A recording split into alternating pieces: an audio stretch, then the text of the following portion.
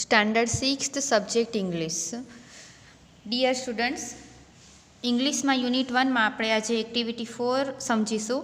Activity 4, read the story, taste the waste, એટલે કે નકામી વસ્તુઓ ચાખો. જુઓ, સ્ટાર્ટ કરીશું હવે આપણે. The Maharaja of Travancore ordered a huge dinner that was for many important guests. So the Maharaja personally came to the kitchen. He wanted best dishes for the guests. The cook was busy with his work when the Maharaja came. જુઓ વિદ્યાર્થીઓ, હવે આપણે આ ફકરાને સમજીએ શું કહેવા માંગે છે. તો the Maharaja of Travancore ordered a huge dinner, એટલે કે ટ્રેવનકોરના જે મહારાજા હતા એ એક મોટા રાત્રિ ભોજનની સૂચના આપી. ડિનર એટલે રાત્રિ ભોજન અને હ્યુજ એટલે વિશાળ, મોટું. That was for many important guest, એટલે કે તે ઘણા મહત્ત્વના મહેમાનો માટે હતું. ગેસ્ટ એટલે મહેમાન.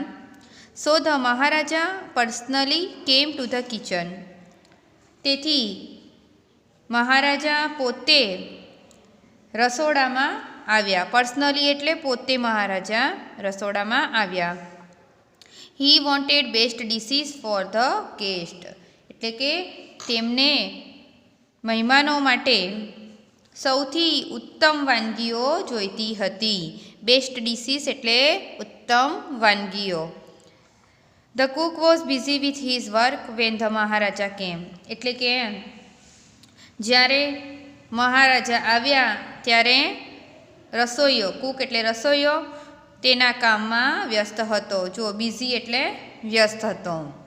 જુઓ આગળ જોઈએ.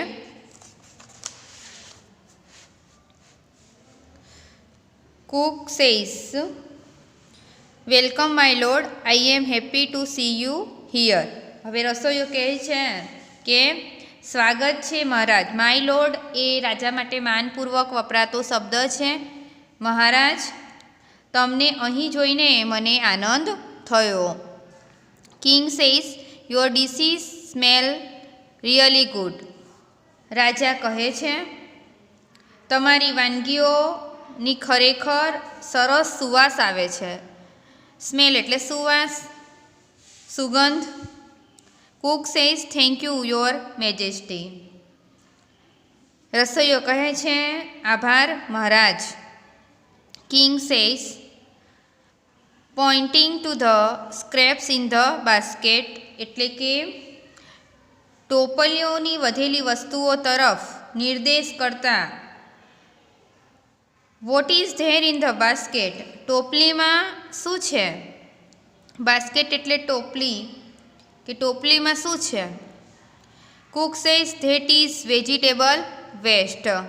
રસોઈયો કહે છે તે વધેલા એટલે કે નકામા શાકભાજી છે. વેસ્ટ એટલે નકામું.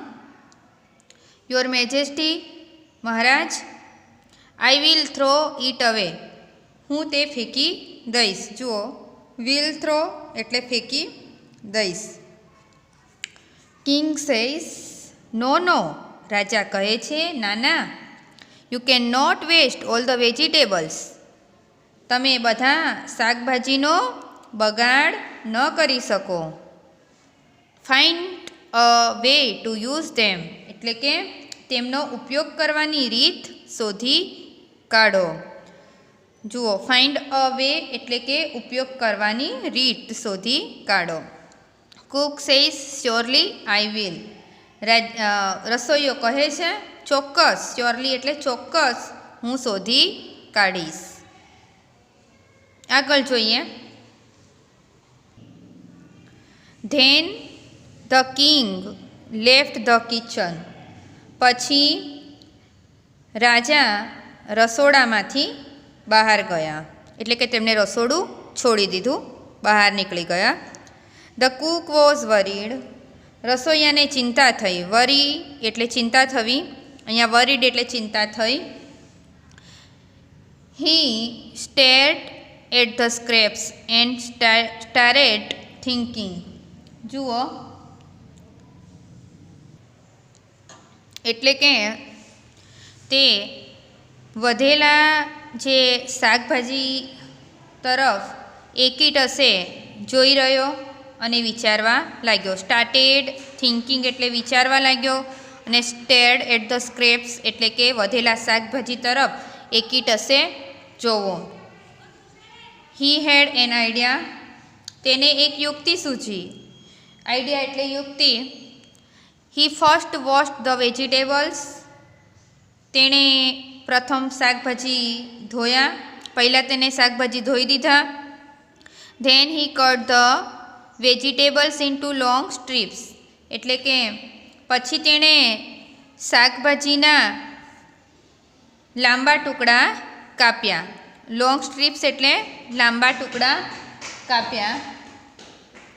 હી put them in a big pot. તેણે તે એક મોટા વાસણમાં નાખ્યા. બિગ પોટ એટલે મોટા વાસણમાં નાખ્યા. He started to cook it. તે રાંધવા લાગ્યો. He ground some fresh coconut, green chillies and garlic together. એટલે કે તેણે તાજું ટોપરું એટલે નારિયેળ, તાજું નારિયેળ, ગ્રીન ચીલીસ એટલે લીલા મરચાં, એન્ડ ગાર્લિક એટલે લસણનું મિશ્રણ વાટ્યું. જો ગ્રાઉન્ડ એટલે વાટ્યું. આગળ he added this paste into the vegetables. તેણે આ મિશ્રણ શાકભાજીમાં ઉમેર્યું. He then added salt too. પછી તેણે મીઠું પણ ઉમેર્યું. સોલ્ટ એટલે મીઠું. He added some whipped curd to the curry. એટલે કે તેણે કઢીમાં થોડું whipped curd એટલે કે ફીણેલું દહીં ઉમેર્યું. He also poured a few spoonfuls of coconut oil. એટલે કે તેણે થોડી ચમચીઓ ભરી ટોપરાનું તેલ એટલે કે નારિયેળનું તેલ પણ રેડ્યું. He then decorated the dish with curry leaves. એટલે કે પછી તેણે મીઠા લીમડા વડે વાનગીને શણગારી. ડેકોરેટ એટલે શણગારવું. કરી લીવ્સ એટલે મીઠો લીમડો. The new dish was ready. નવી વાનગી તૈયાર હતી. He serve the dish to the guests. તેણે મહેમાનોને વાનગી પીરસી. સર્વ એટલે પીરસવું. Everyone liked it very much. બધાને તે ખૂબ પસંદ આવી, ગમી. The guest says what is the name of this dish. એટલે કે મહેમાનોએ પૂછ્યું કે વાનગીનું નામ શું છે. The cook was confused. રસોઈયો ગૂંચવાઈ ગયો. કન્ફ્યુઝ એટલે ગૂંચવાઈ જવું. Cook says the name of this dish is avial. એટલે કે અવિયલ. શું કહે છે? વાનગીનું નામ અવિયલ છે. Avial became famous all over Kerala. એટલે કે અવિયલ સમગ્ર કેરળમાં પ્રખ્યાત થયું. And just imagine. અને કલ્પના તો કરો. ઇમેજિન એટલે કલ્પના. It all came from a basket of waste. કે તે વધેલી વસ્તુઓની ટોપલીમાંથી આવ્યું. Do you know who the cook was. તમને ખબર છે તે રસોઈયો કોણ હતો? It was Bhim. એટલે કે તે ભીમ હતો. One of the Pandavas. તે પાંડવોમાંનો એક. એટલે કે તે પાંડવોમાંનો એક ભીમ હતો. And the king was king Virat. એટલે કે રાજાઓનું નામ વિરાટ હતું. Pandavas were hiding in his kingdom. પાંડવો તેમના રાજ્યમાં સંતાયા હતા. જુઓ, અહીંયા જે વર હિડિંગ છે તેનું મૂળ ક્રિયાપદ થાય hide. અવાયલ is also popular in Tamil Nadu. Avial તામિલનાડુમાં પણ લોકપ્રિય છે. તો વિદ્યાર્થીઓ, આ રીતે આપણે નકામી વસ્તુઓનો ઉપયોગ કરી, એટલે કે નકામી જે શાકભાજી હતી તેનો ઉપયોગ કરી અને એક સરસ મજાની વાનગી બનાવી દીધી કે જે હતું અવિયલ. તો આ રીતે આપણે અહીંયા આ સરસ મજાની સ્ટોરી પૂરી થઈ અને આના અઘરા શબ્દો તમારે લખી દેવાના છે. હવે પછી આપણે નેક્સ્ટ વિડીયોમાં મળીશું. Thank you.